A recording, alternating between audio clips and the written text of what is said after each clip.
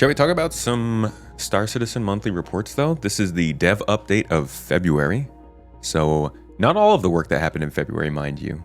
They like to say it's work that happened, right? This is work from the developer. All the latest updates from the developers working on the persistent universe, including AI, core gameplay, narrative, missions, tech design, and UI teams. Including and limited to, I want to say. Because if you look at the monthly report here, there's one very, very key section that is not included this year or this month. It is the one that is usually what people get most excited about.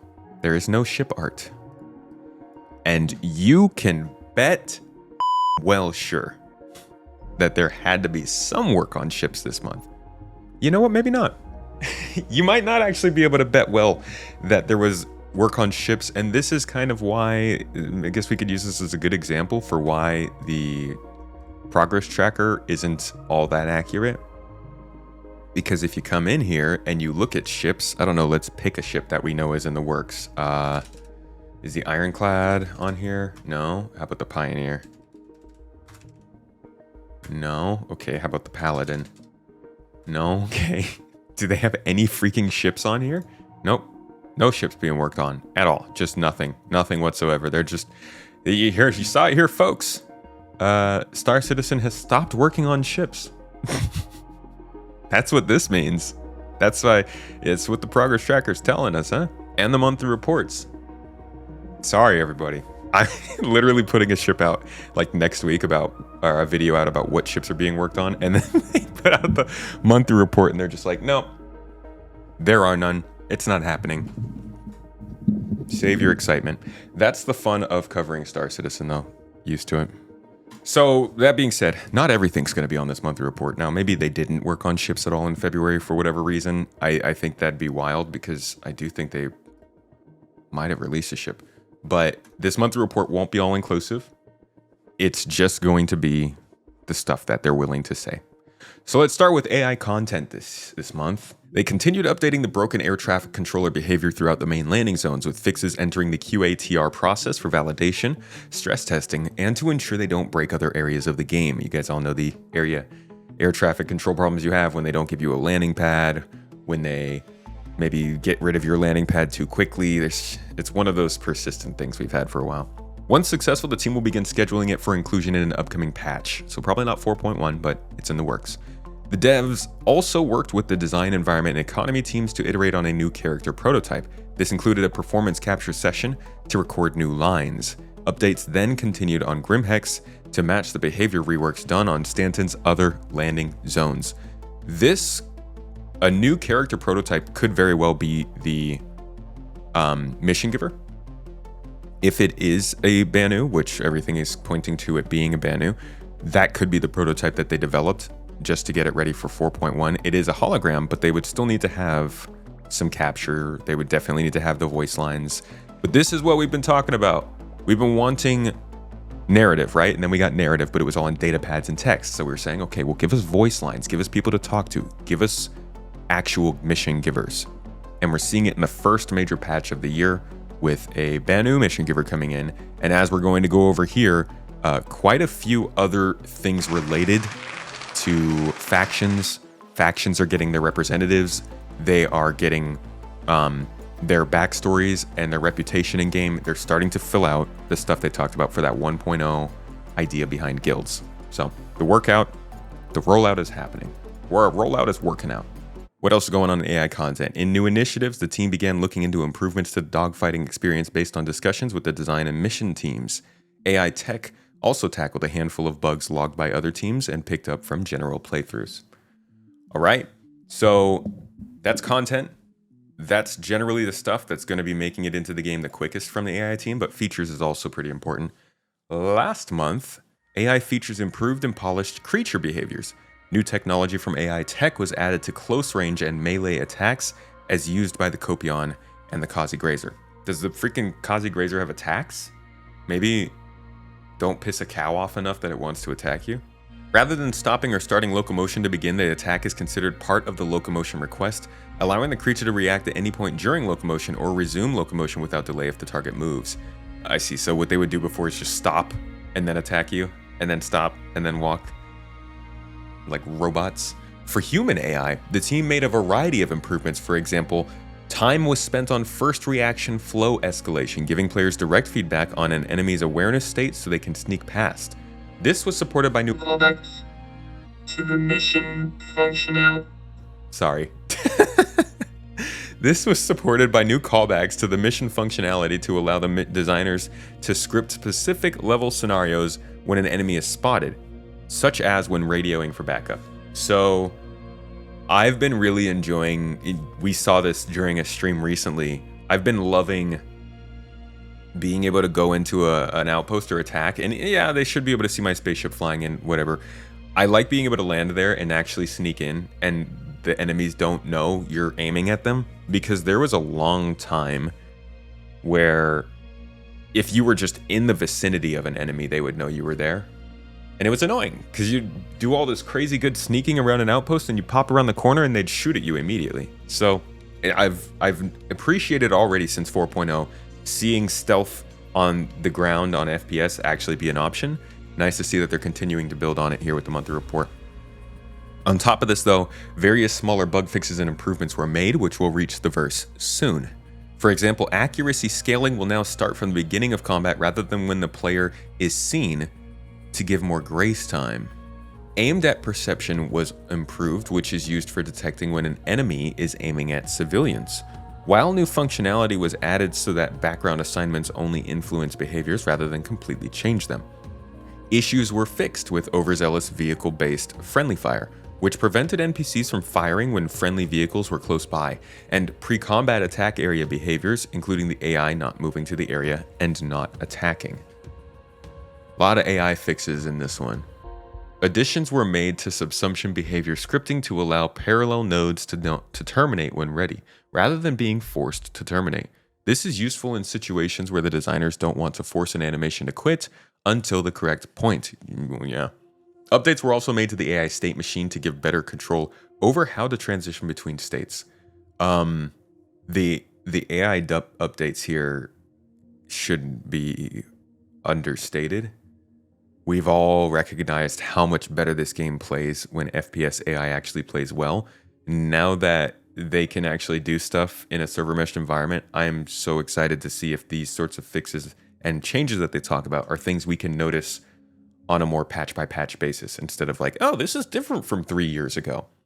Like to see some, real progress in AI now that we can see how they actually act. Moving on to the game intelligence development team. This is kind of a little bit of tech and R&D kind of stuff to support the rest of the company in making the game. In February, the game intelligence development team continued to fix StarScript crashes reported by the designers and QA testers.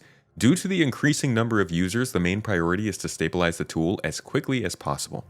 So StarScript is what Subsumption used to be. This is their tool for making missions, for making AI logic work correctly in certain places. This is super crucial to making the game feel alive through AI.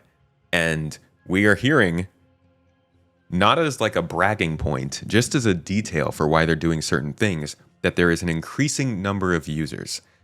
I'm not going to go out here and say that I have a photo sensitive memory of every monthly report we've ever read. I don't remember all of them, but I don't think they've ever talked about StarScript actually expanding in its usage. Usually it was just, we're continuing to work on it, we're making it better, the missions team's using it, AI development's using it. This makes it sound a little bit more like there's more people hands-on with building content using StarScript. And that's me reading into it and getting all excited and hopiuming and a little bit like, it's not, don't write to your mom about it, but this combined with what we've been seeing already from this year and what's looking like it's going to happen in 4.1 does seem like this is a significant thing that's happening. The team also began analyzing the ongoing mission system refactor in preparation for a summit held in the Manchester studio. Topics include the declarative model, tag system, and the self-validation tool. The implementation of views into StarScript 1.7 mentioned in last month's report continued too. Elsewhere, Game Intelligence continued exploring various designs to clearly display the master graph and different state nodes. Pictograms were created to simplify the meaning of each state. They also began implementing the master graph design into StarScript. Here is a picture of said master graph. So what we're seeing here is it looks like this is AI logic of some sort. You have peaceful AI on foot, running a patrol path, which confirms no combat on foot. But it looks like this patrol path can then be affected by a human combat system here, which determines combat on foot through systemic behavior. See, I'm just kind of reading this. I have no idea what this all means, but this is how the AI, like whenever you encounter an AI in the game, this is the kind of system that's going to determine what it does. So it's a very important tool, and it's good to see that they're modernizing it and updating it pretty quickly now that I guess they're starting to create more content with it. Yeah, blue squiggly lines and black squiggly lines. Star Citizen. Okay, AI tech. This is the stuff that's least close to getting into the game, but can make really big differences because it can be applied across the game, since, AI is everywhere. Last month, the AI tech team progressed with work that will allow them to voxelize huge areas of 3D navigation. This will be used to create paths for AI ships and EVAing NPCs. We saw work on EVAing NPCs a couple years ago. Planetary navigation mesh, and it's always that makes me wonder, like, was that shelved and it's coming back here now? Or was it just forgotten and now it's being worked on? Is it the same system? Like, I always wonder how that works over time. Planetary navigation mesh was extended to receive further information about tall buildings to give a more efficient evaluation of the terrain altitude, while keeping track of manually placed object containers. The system generate navigation for multiple agents types based on those present in the world, such as different sized creatures and vehicles, was also extended. Voxel never works out well. Well, it's not interactable voxel. I think it's just voxel to determine space. Kind of like signed distance fields. This is, I think, specifically for large non-matter filled spaces. Like they talk about EVAing NPCs and paths for AI ships. I'm pretty sure this is just talking about flying around. If they work this much on AI, do you think that we're going to see more NPCs like doing patrol or police? Yes. That's one of the big things that I have been adamant about, that I think that we're going to start to see after server meshing is implemented. And we're at this stage, especially with the focus on content. Getting NPCs, this is, I think, what people are missing. When they say they want to make content, it doesn't just mean not bringing in new things. If they wanted to have Hull Cs flying in between space stations as potential cargo haulers that you could rob or just follow, that's content. It's not features. It doesn't take them developing some new thing. They already have spaceships. They already have cargo manifests, and they can already have those spaceships fly to certain places. They just have to put in the work to make that a thing in the game that exists now. So when we see these kinds of AI updates, these generally aren't things that I'm thinking, besides I think this stuff, AI features and AI tech, this stuff is maybe a little bit more intense. But when we see stuff in the AI content team, and they're talking about stuff that might be looking at new mission givers or behaviors at landing zones, that's the kind of stuff that I expect to see pretty soon. They always do this much work on AI, but we can't see it. We've never been able to see the AI actually be worked on. What they're saying in these updates, we can actually see it happening in the game now. That used to be, so the last time I was excited about this was when this started to happen in core gameplay. This was a few years ago, but at one point, core gameplay, which was split up into multiple teams, you started to be able to see the changes they were talking about in the game in the previous quarter. And there was this kind of flip-flop there. Another one that this happened for in the last year or two, I would say, is mission design. When they started talking about salvage missions and the escort missions, those have kind of started to show up a little bit. And then they started talking about more narrative stuff. That also has started to show up. So it's not true across the whole monthly report, but I think with the AI, it's finally a little bit more visible. The system to generate navigation for multiple agent types based on those present in the world, such as different sized creatures and vehicles, was also extended.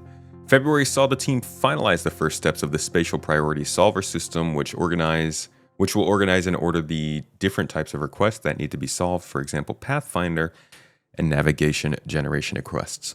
A lot of time was also dedicated to adding improved views and functionality to the subsumption tool. See, so they still talk about a subsumption tool. Like, I can't tell if StarScript and subsumption are related. I don't know.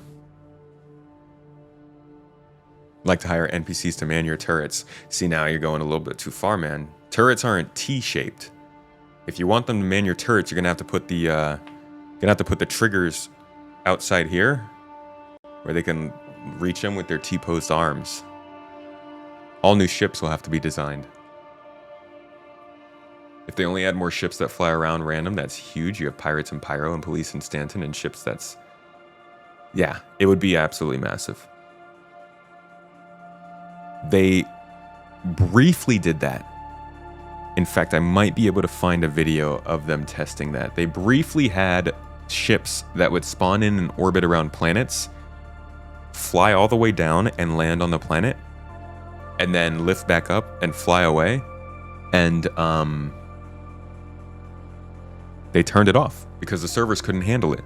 So the natural thought process was, okay, well, once the servers can handle it after server meshing, that stuff might start coming back. So here are some that they were working on. This was for the dropships.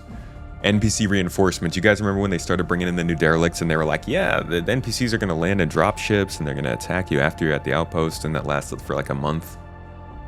All these things that could have worked but just don't because the game couldn't run them well enough. So this was one instance of them getting AI to learn how to land.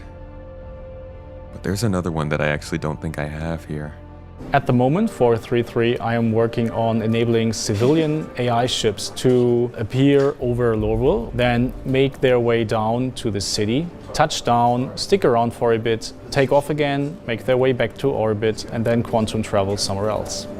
What I can show you here is in a test environment what this looks like. So this is a Starfarer. This is like the most basic thing, but this would seriously improve the game if we were seeing this kind of thing happen in any of the places that we were landing. Outposts, cities, space stations, even just out here in the middle of a fucking jungle. Because it offers opportunity. Like imagine what's on the ship. You know, like I know that I sound like a pirate right now, but it's just so exciting to me for that to be a possibility of AI just like transporting things around and moving around, being a target. Coming down or somebody I can help. orbit, I'll help you out. I'll escort you. Which is basically a pre-placed path. Once the Starfarer has reached this placeholder landing pad, it will switch over to the takeoff and landing system, which is powered by the IFCS. It will then touch down, stick around for a few seconds, though this is still placeholder. In the final version, they will stick around for longer. The IFCS lets it take off again, and then it switches back to the pre-placed spline, the path which will take it back to orbit. So the one thing that I think really does make this a little bit nerve-wracking is that they can do this, but then they'd have to have protections.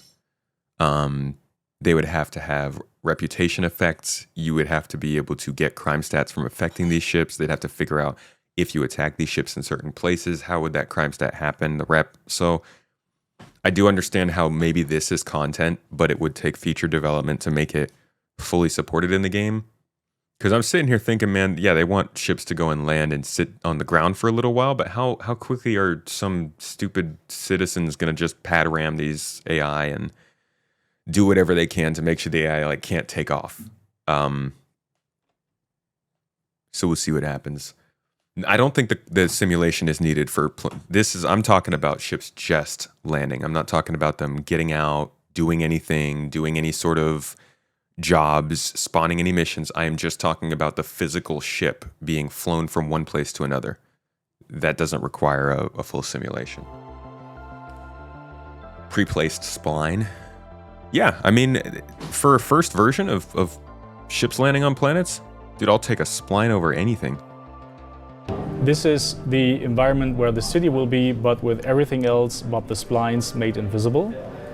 The splines are those blue paths. They are coming down from the orbit to the surface of the planet where the landing zones are, which are those LZs here.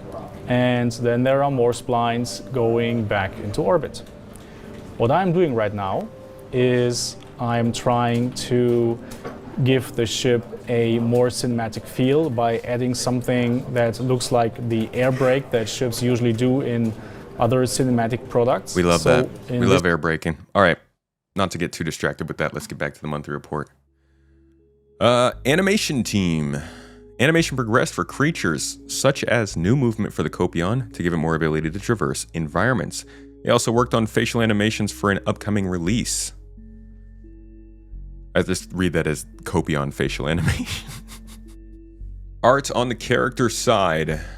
In February, the character team kicked off a new creature. Don't kick freaking animals. What the heck? Continued to work through Starware art debt, which I guess is like just clothing overlapping and stuff, and progressed with new stealth armors. So we've got new utility armors, new stealth armors in the works. I believe we have 2 utility armors, 1 specialist armor, and 2 stealth armors now confirmed to be being worked on.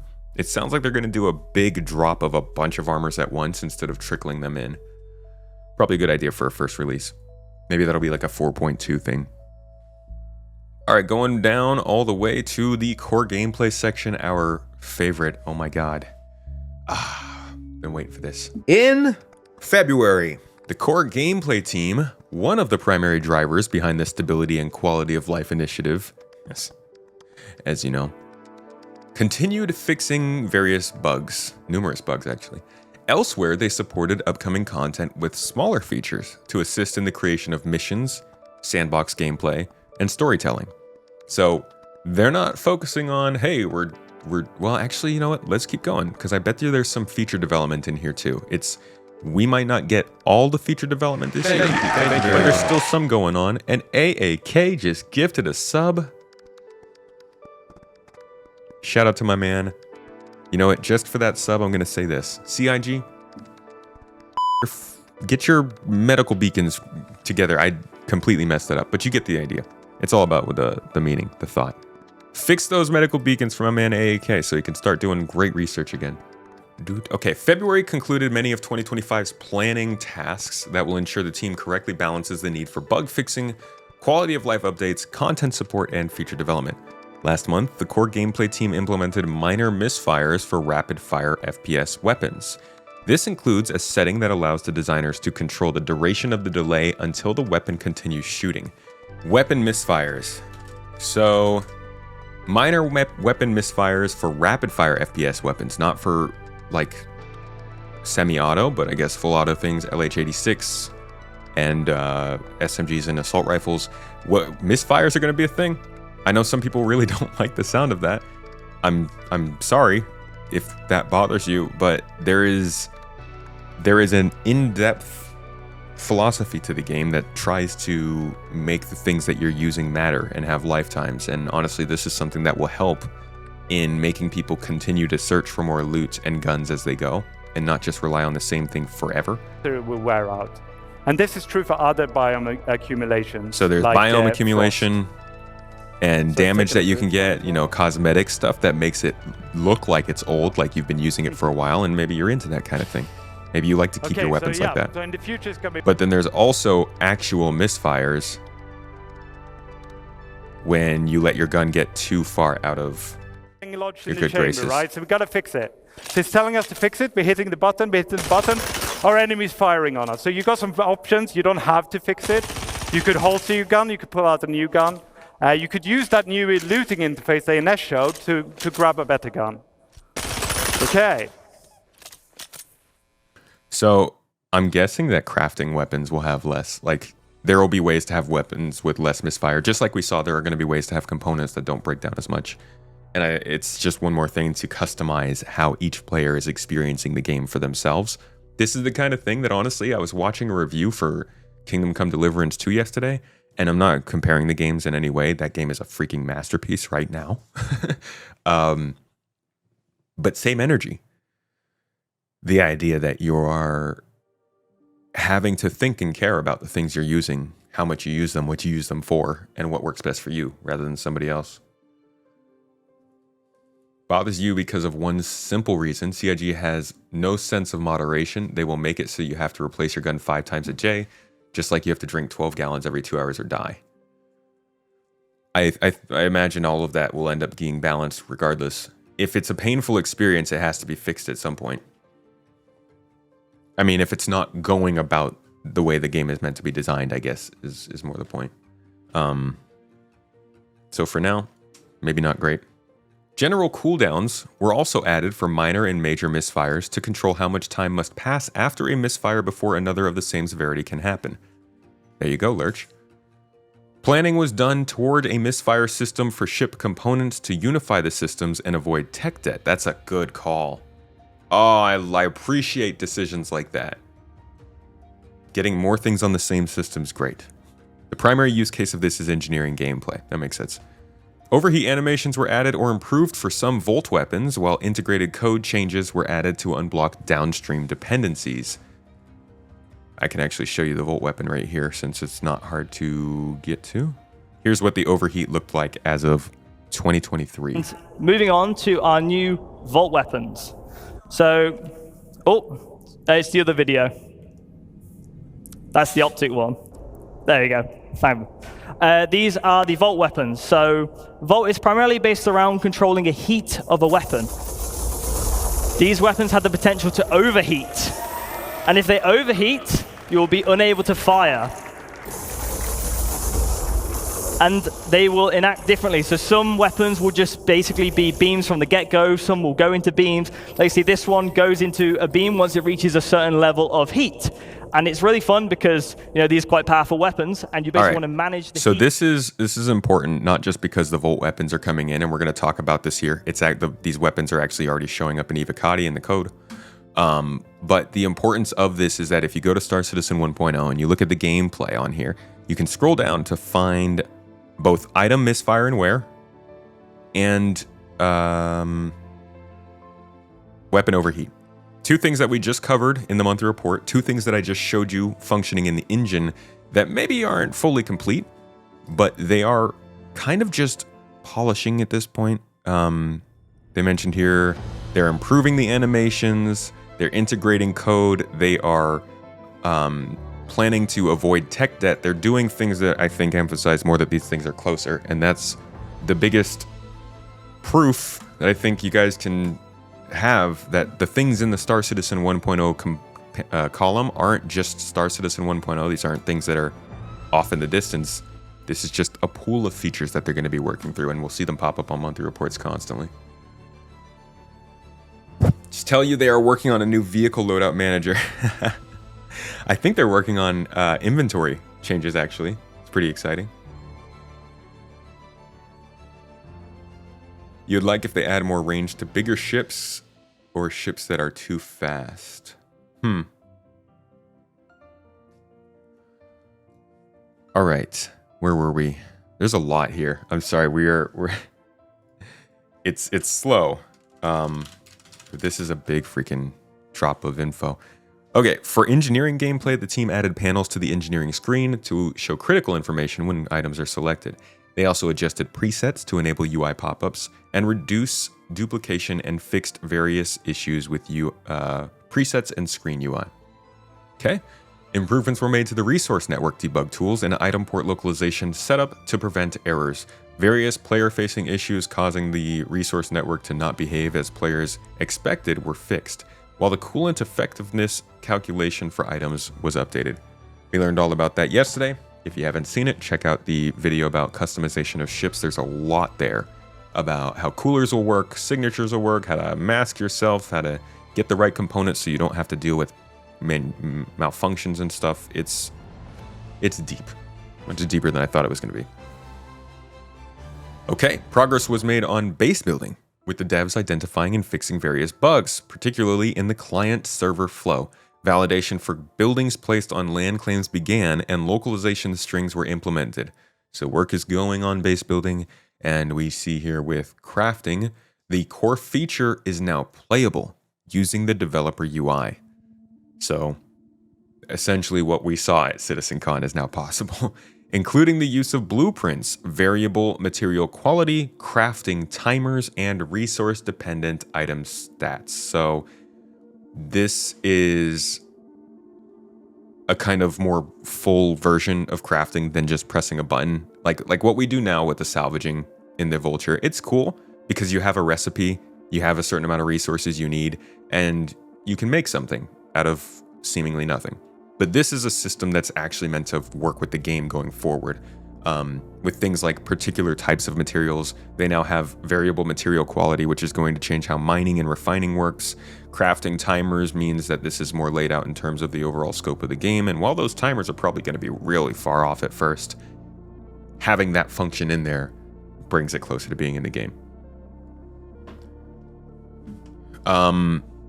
Elsewhere, the team implemented basic AR marker grouping logic to reduce the amount of UI clutter in various situations.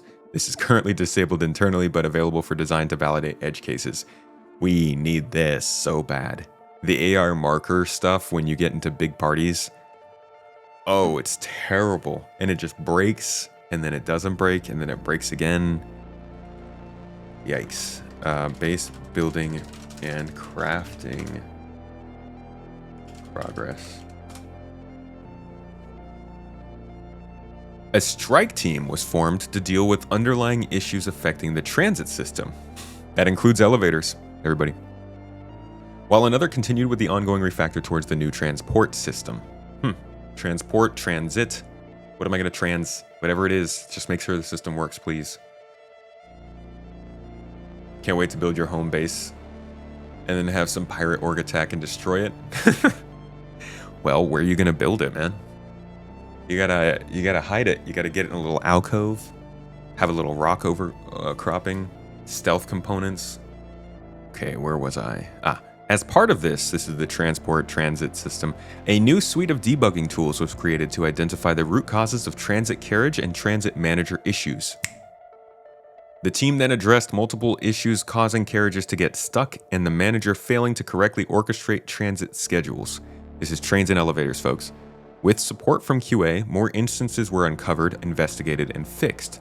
The team is still working through a prioritized list of issues and have added mitigating factors to help self-repair aspects of the system where possible. This is something that we were waiting for server meshing for them to start doing, and I really do wish that they were able to do this in line. Like I was under the impression, we were all under the impression, given the roadmap, that this is something that would have been able to be done and then released with 4.0, and it wasn't. But it is happening now because I think, at least because of server meshing, finally allowing them to understand fully how the system is going to work on the back end and then start handling the glitches and problems that occur because of that.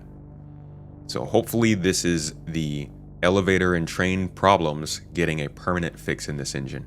The core gameplay team, is currently investigating poor performance in Pyro, which is caused by entities ending up at the center of the system and dealing with issues with NPC loadouts, failing attachments, and object container setup.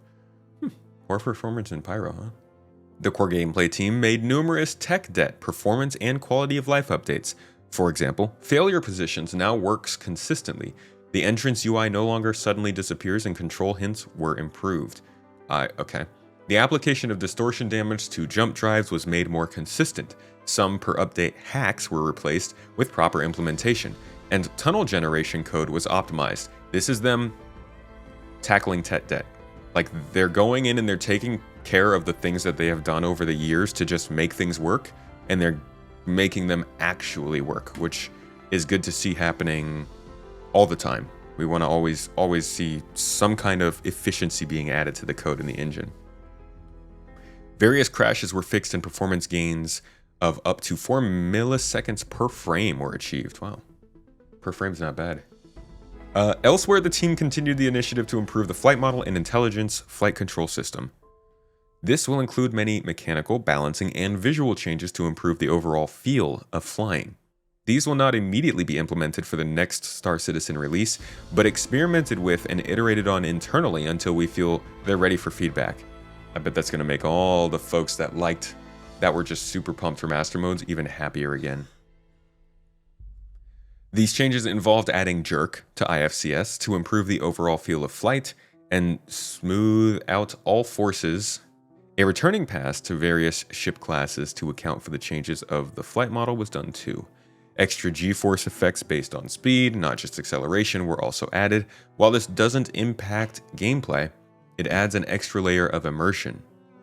For example, via additional camera effects. You know what?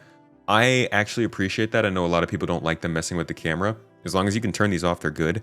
But we don't fly super fast in this game. And when you're like, maybe not super close to the ground, but possibly... No, actually, when you are super close to the ground, there should be so much effort, I think, put into making it feel fast, even if it's not as fast. And so some camera effects could help. Depending on, like, how bad they are. Different velocity limits per axis were implemented.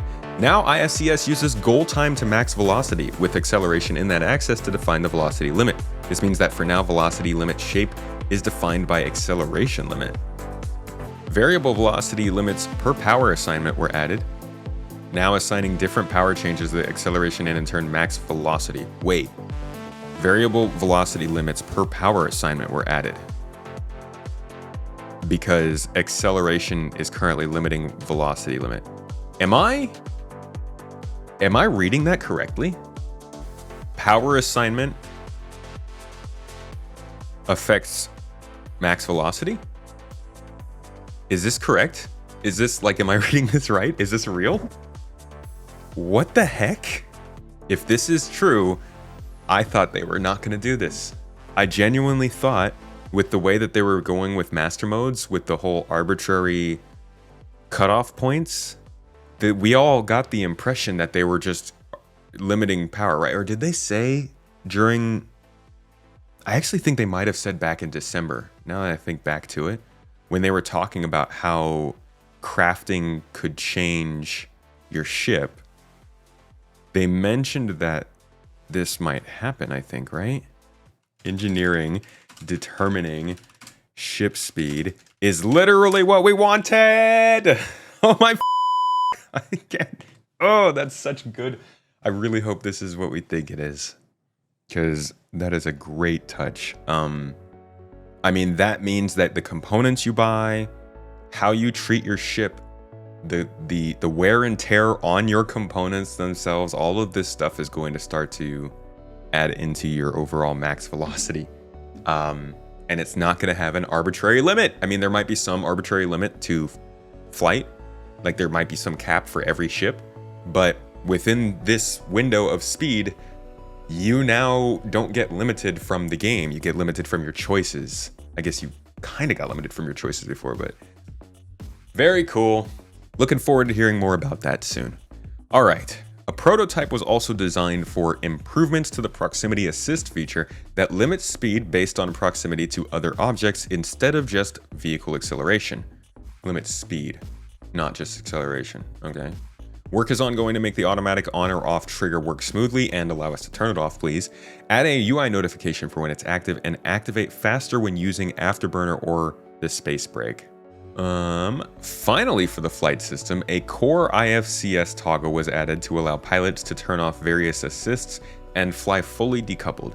This is being used to experiment with a fully stripped back IFCS system. So essentially they're getting to the point, like, I think this falls in line with control surfaces. They want us to be able to just glide and only have the aerodynamics of your ship affecting your ship as opposed to thrusters without needing to turn your ship completely off. Numerous bugs were fixed throughout February. Now, quantum travel no longer overshoots short distances as the pre-ramp can be cancelled early. Aiming fixes were also made, including aim assist being added to unmanned turrets, and some issues with prediction edge cases during fast movement. February saw progress on the radar and scanning feature, work included enabling delta signature markers. Okay, so delta signatures are still a thing. When detected, and progress on a handheld radar jammer. Work included enabling delta signature markers, progress on a handheld radar jammer, and exposing more options to change the visuals for highlighting detected contacts. A freaking handheld radar jammer.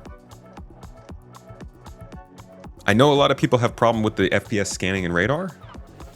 Giving us armor that disables your ability to be picked up by that, giving us radar jammers that can be handheld. If they're going to expose these more kind of possibly exploitable features, or features that maybe hurt your experience, the number one thing they can always do is offer us ways to work around them, to avoid them, and to counteract them. So I'm really glad to read that there is a handheld radar jammer in the works, because the radar and scanning features taken forever. Core gameplay also began work to allow vehicle interior components to be detectable and started a minor refactor of how nearby influencing signatures are handled. Okay. They also began implementing additional hooks into the room system. This will enable the design team to define background signatures, which can make radar detection stronger or weaker. That means that basically if you have a gigantic quantum drive behind you that's running at full power, and you're trying to defend against somebody who's boarding your ship, if you stand next to that quantum drive, it can keep you invisible to them because they won't be able to see your EM signature or something like that. Pretty freaking cool. Annunciators now start in the off state and correctly handle missing vehicle components. Did they start in the on state before? This is an ongoing initiative to address many visual and user experience issues with the current inventory UI, including how players equip items on their character. So we talked about this way back when they first put the kiosks in the they kind of put kiosks in to have us do the physical loading and unloading. Remember that it was like you press it in the kiosk and then it goes to the cubby, and then you have to put it from the cubby on your body, and we were like, oh, what? I do genuinely think that that was always meant to be placeholder. I think what they did with that was they made the freight elevator UI, and then they were like, hey, we're physicalizing this. We need to physicalize everything. Why don't we just use the same UI for now for what they're doing on their person as well? But that did not translate well. That was, it was awful. I'm really glad they took that out because we should have a solution that requires us to go somewhere to get our stuff, but we should still have a good UI that supports that. And I feel like if they had left that solution in, it would have just completely burned people from the idea of physicalized inventories, because it was just not a good implementation of it. So glad to see that they're working on it now, and hopefully they just do basically what the old PMA did. I think that was a perfectly good system. They just need to give us better ways to display it. And maybe we'll be having a good inventory system soon. Yeah, it was too many steps. A few features were updated for Arena Commander 2, such as the addition of assist scoring for crew members and AI, UI for the DNF timer, and loadout preset selection. Arena Commander's cool. I hope that I say it enough. I really just hope that becomes like a casual place to go in and just hardcore play some round-based stuff and not worry about dying. The team also worked on the Supply or Die global event, including allowing cargo deliveries over the expected SCU amount. Okay, so that's already in. They also added support for returning excess cargo when delivering more than expected and made sure delivery missions don't count destroyed containers. Do containers all have health now? The devs also enabled the designers to hide the complete button for specific hauling contracts and investigated issues with missing mission markers. For the mission system refactor, the team fixed various issues with mission logic not proceeding and mission properties not working correctly. A variety of quality of life updates were added too. And finally, for core gameplay, the team worked on various issues affecting hangars, freight elevators, and the fleet manager. Oh, and more that were exposed during Alpha 4.0 and Alpha 4.0.1. So a lot of support work, but also this was a huge section of some very, very good gameplay initiatives going on. Nothing that's gonna like automatically come in the next month or anything like that, but very, very, very good directions for some of this stuff. Okay, mission design. The mission design focused on updating some old missions that weren't included in the recent refactor. We appreciate that. This includes ensuring existing missions fit with the new faction's content. For example, combat missions will fall under Foxwell Enforcement, with some of the new locations from Save Stanton used as forward operating bases. Wait, combat missions will fall under Foxwell Enforcement. What is, like, what? Do they mean mercenary missions? FPS mercenary missions will be under Foxwell? Is that not going to change based on location? Or is that like... I wonder what exactly that means. Either way, this is a new faction, so that's somebody else for us to start to progress with. It's great starting to see all these factions, and we're going to talk about that when we talk about 4.1 too, but we're not getting like rewards and stuff from that just yet. So we'll have to wait. Bounty contracts will also move under the Bounty Hunters Guild alongside the reintroduction of the hijacked 890 jump mission, which we already did, but I wonder if they're going to assign that to factions properly now. Getting the Bounty Hunter Guild in game as an actual thing we're working under is good. Actually, isn't that already a thing? So is the idea that a guild... Well, no, this is a faction and this is a guild. So I'm not sure exactly what they mean here. Focus was also given to the supplier die missions alongside fun content for the community. These missions will act as a test for balancing future resource gathering events. This is, again, the most important part of supplier die. Good event, in my opinion. Yeah, it's not necessarily balanced all that well, and there are some issues. But as far as testing goes, this is great for the future of resource gathering missions, which are gonna hugely expand the sandbox place, I think. Once you have resource gathering missions, that wildly opens up the ability for pirates to start targeting specific trade routes, which opens up escorts, which creates more need for money, allows them to balance the amount that you're earning so you can pay your escorts and stuff. Like, it's a slow trickle, but we're seeing it, which is great. Team also began technical conversations with the ongoing prioritization of mission quality. These discussions are about how to improve the audio pipeline to get voice missions and begin pushing higher production value events. The voice missions is all I care about. Well, not all I care about, but I would love some more. It has been painfully obvious over the last few months now how much we need that, since like the focus is not as much on the fact that you can't even take part in them. Now it's like, oh, okay, I can take part on this mission, but it kind of falls apart. There's no voice. Not interesting. Narrative team. A major highlight for narrative in February was the recent performance capture shoot focused on adding new narratives and characters. Thanks to ongoing refinements to the capture workflow, players should start seeing these narrative moments in the next few patches. Narrative, I'm really excited for this. Additionally, the team began planning and writing scripts for the next shoot with the overall goal of greatly increasing the amount of dialogue in the verse both in and out of missions. So their narrative is just pumping content into the game now. I think it was about a year ago when they announced they would start doing this. They were going to start focusing not as much on the jump points and start focusing more on putting stuff in Star Citizen.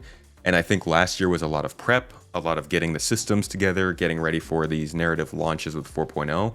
And now it seems that they're doing a kind of maybe quarterly drop of narrative stuff. Another recent improvement was the new front-end loading screen for 4.0.2, which features an in-lore newspaper with headline pertinent to the new content being released. It's nice. Tech design. In February, tech design worked closely with mission design on upcoming content releases that players will hear more about in the future. They also prepared to set up items for scanning and began identifying what items could be scannable and what information they should reveal. Oh my god! been dreaming of this kind of functionality in this game for years. And then they showed us, I think at CitizenCon 2022, the partnered development video. Then they showed us that this was actually happening with the FPS scanning and radar. And since then, I've just been sitting on my hands freaking waiting. They have taken such a long time. Like, I'm not super pleased with the fact that we haven't seen the first version of this. And they're just now setting up items for scanning. But I am happy to hear it's coming.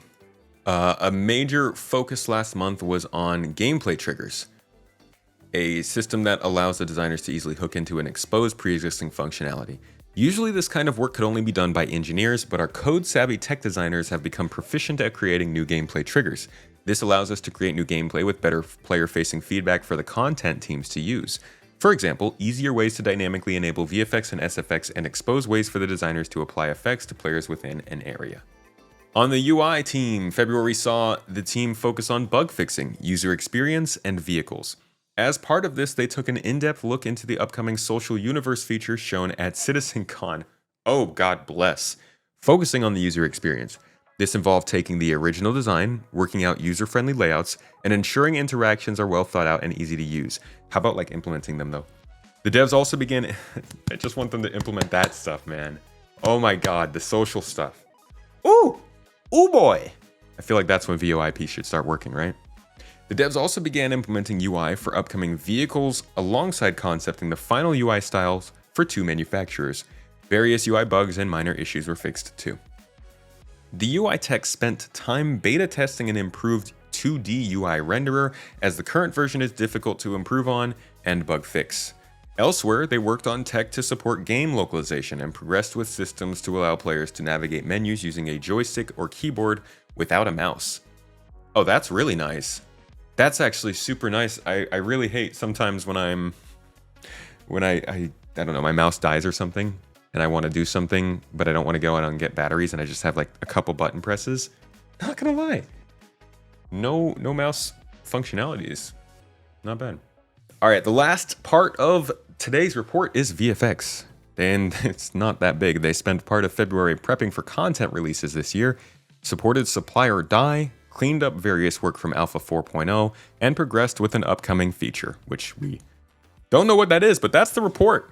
And oh my God, this was such a juicy one. This is like one of the best reports we've had in quite a while, since before CitizenCon. Because I think this is the first report we've had that really told us progress on stuff past like 4.0 and CitizenCon and not 4.0.1, you know? We're finally getting to see where the year is headed, and it's sounding really good with some of these changes. I mean, even to the feature development here is going really well, but the content that they're talking about, the narrative that they're talking about, these quality of life updates, the freaking flight model changes, the Banu is pretty cool. I like this update.